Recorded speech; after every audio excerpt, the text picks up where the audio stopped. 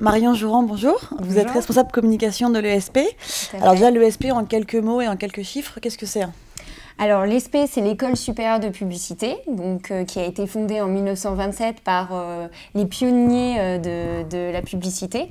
Donc nous sommes la plus ancienne école de communication de France et on forme au métier du marketing, de la communication et de la publicité.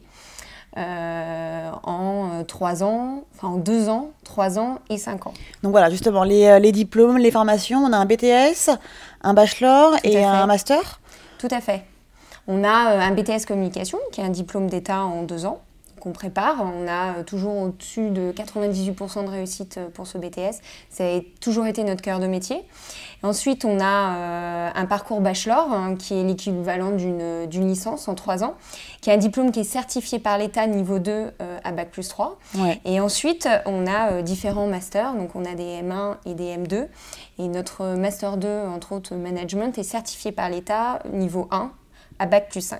Très bien. Pour chacune formation, comment ça se passe le recrutement? Il y a un examen d'entrée? Tout à fait, il y a des examens d'entrée. Donc pour la première année, il y a un dossier de candidature à nous renvoyer, un test écrit, une partie écrite et puis un entretien.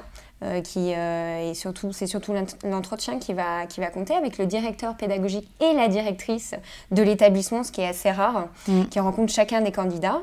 En 3e année, pareil, même système, un test écrit, bien sûr pas le même niveau, on n'a pas les mêmes attentes en 3e année, et un entretien avec la directrice pédagogique. Et là en master, après ça va changer parce que on estime que ce sont de jeunes professionnels, donc du coup on leur demande un dossier de candidature avec beaucoup de questions à nous...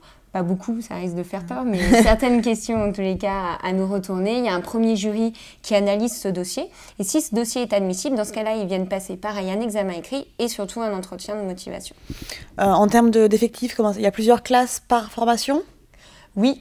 Alors, en première année, il y a plusieurs classes entre BTS et bachelor.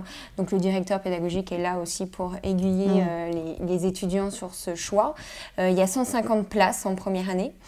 En 3e année, il y a plusieurs spécialisations, marketing et communication, où là nous avons 3 classes. Ouais. Et ensuite, on a d'autres spécialisations où là il y a une classe, en général 25 étudiants, pas plus. Ces spécialisations sont stratégie digitale, bien sûr, RP événementiel et création. Ok.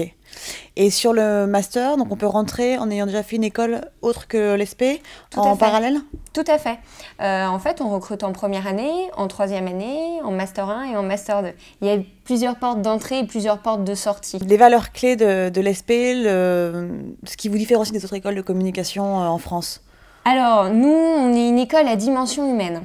De la première à la 5e année, ils sont 650 étudiants avec 2 directeurs pédagogiques, 2 assistantes pédagogiques qui connaissent chacun des étudiants. Donc il y a un accompagnement. Tout à fait.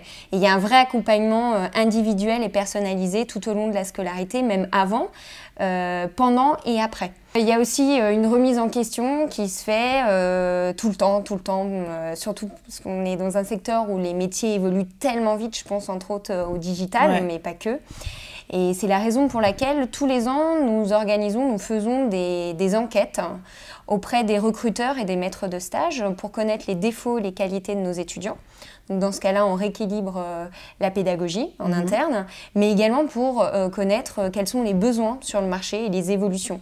Et c'est comme ça qu'on crée de nouveaux programmes. Donc en général, ça se passe plutôt pour les Master 2, avec un niveau d'expertise un petit peu plus poussé. Ouais. Et le but, c'est vraiment qu'ils puissent s'insérer au mieux sur le marché du travail et qu'ils aient un profil qui corresponde aux recruteurs. Et toutes les infos, on les retrouve sur le site de l'ESP. S'il y a besoin de contact, il y a un numéro de téléphone, tout est indiqué sur le site? Tout est indiqué sur le site. On vous appelle sans problème? Et moi, on me joint directement. Il y a des journées portes ouvertes. Oui, ça aussi, c'est important de préciser aussi. Tout à fait. Ouais. C'est ce que je conseille toujours. Ne pas hésiter à venir voir l'école, rencontrer les personnes. D'ailleurs, c'est ce que je dis toujours quand on me dit « Mais quelle est la différence entre les autres écoles ?» Je pense qu'il y a aussi une partie de feeling au-delà des programmes, etc.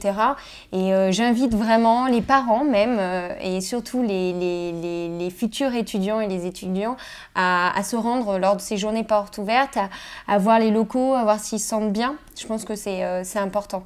Et si parfois donc on fait des dates, parfois ça tombe pas toujours les bons week-ends, etc. Faut pas hésiter à m'envoyer un mail ou à m'appeler et moi j'organise dans ce cas-là des rendez-vous individuels. Très bien. Merci beaucoup. Merci à vous.